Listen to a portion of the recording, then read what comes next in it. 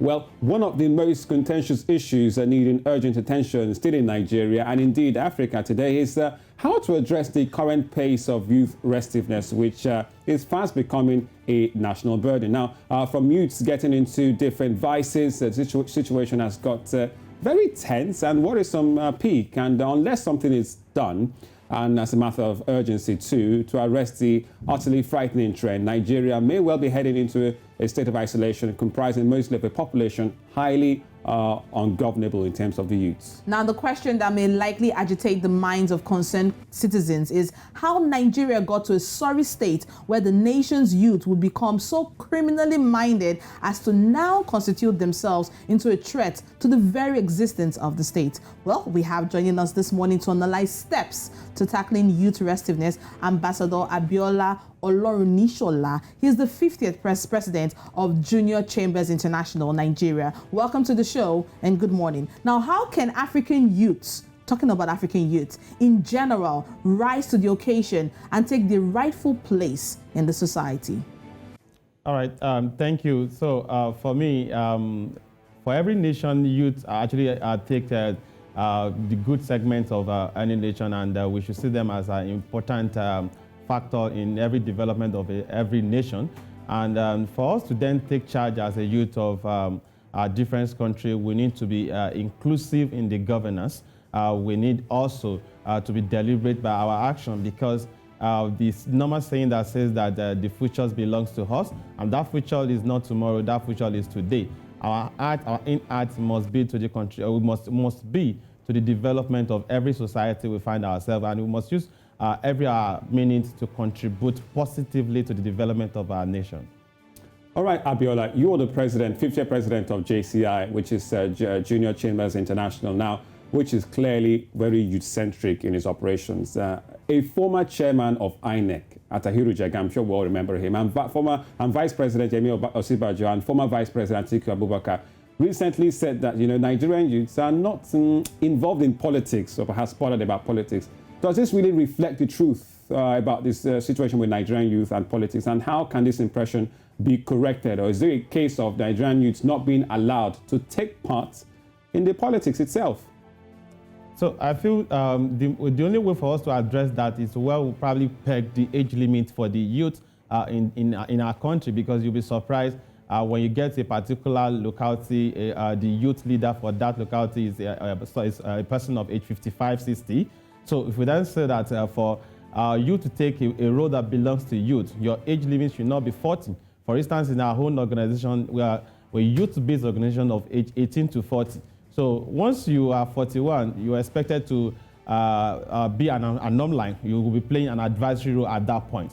So for those, the government should be deliberate by including youth in the governance.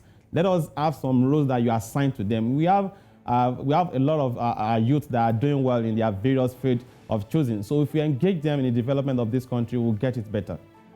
All right. Now, looking at the situation now, especially when it comes to our youth, if you look at the population we have in Nigeria and the fact that almost 18% of the over 200 million Nigerians we have in the country are youth and are unemployed, what can be done to improve and instill the confidence that our youth should have today? So government should try as much as possible to sensitize our youth and advise them to also have interest in entrepreneurship, and we should also make a fund for those small skills that for them to run their little business with. For us in our own organization, we also have what we call a business and entrepreneurship, whereby members are being advised on how they can sustain their business, how they can come up with innovations that can better our society, how they can consider how they can consider other sources of investment in getting themselves stable economically. All right, Ambassador Abiola.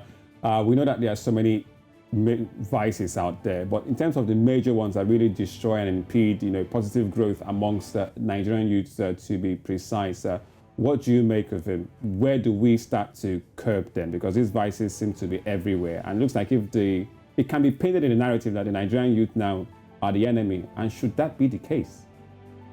Okay, so what led us to where we are now in this country is, I say for me, it's actually a bad governance, because which is the major thing that caused youth restiveness in any nation. So our government, our leaders should try as much as possible to give back to the country what belongs to us.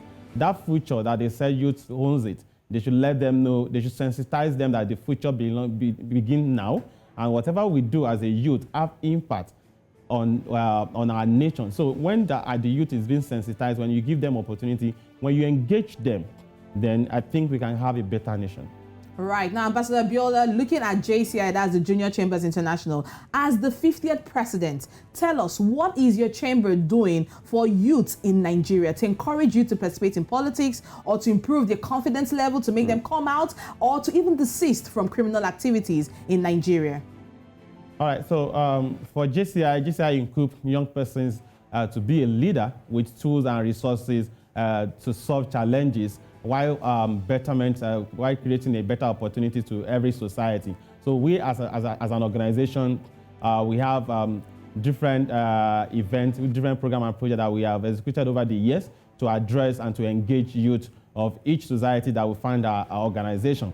For instance, on Thursday, we will also be having Digital Global Economic Summit, whereby we expected that youth will be addressed on tech summit, on what happened in the area of tech in the current situation, because COVID-19 has opened our eyes to different opportunities that none of us could ever imagine that we can have a business meeting on a virtual. But those opportunities are there. We need to tap into it. So we're trying as much as possible to get to engage the youth in every locality. So because we are that an individual that always take opportunity in challenges. We don't see challenges as obstacles. We only take opportunity in challenges and provide better solutions to the society. All right, thank you so much, Ambassador Abiola Olorunishola, the 50th president of JCI, Junior Chambers International, for coming this morning on Breakfast Central with us. Thank you.